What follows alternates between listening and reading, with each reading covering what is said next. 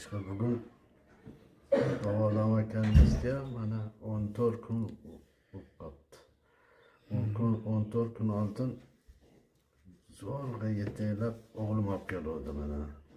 Xudoga shukr, hozir 60-70% ancha o'zgarishlar bor, yaxshi.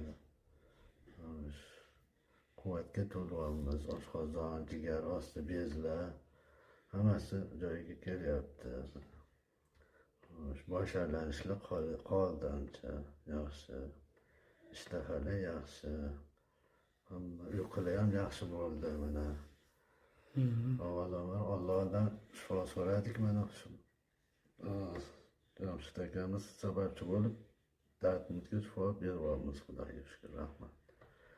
Sizga ham rohatingiz bo'lsin, bolalaringiz bo'lsin, yaxshi bo'lsin. Rahmat shunchalik duolaringiz uchun minnatli rahmat mana, yaxshi bo'ldik, Xudoga shukr. Hayollar ham yaxshi. Hayollar joyiga tushyapti. Bosh aylanish, har xil sharpalar bor edi. Ko'zda chapga qarasam sharpalar ketdi pashti. Yaxshi, Xudoga shukr.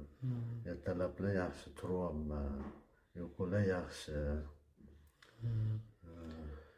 Shunda ishlarni ham o'zi boshlabsiz, ha? Ishni boshladim, xudo xohlasa. Kecha bittasi o'tgan kuni qo'shnimizga chiqadigan ishladim, narvalaga chiqib qo'rqmasdan.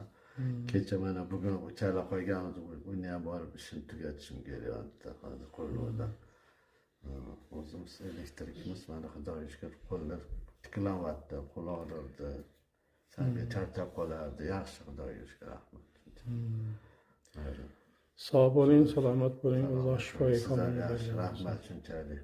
Rahmat, salomat bo'ling. Shunchalik meni dardimga shifo berdingiz. Anchadan beri qiynalib yurardik, 7-8 yildan beri, Xudoga shukr. Yani shu ikkiga o'targaningizda. Shifo Allohdan, endi biz sababchi. Allohdan avvalambor mana. Xudoga shukr. Salomat bo'ling, sog' bo'ling.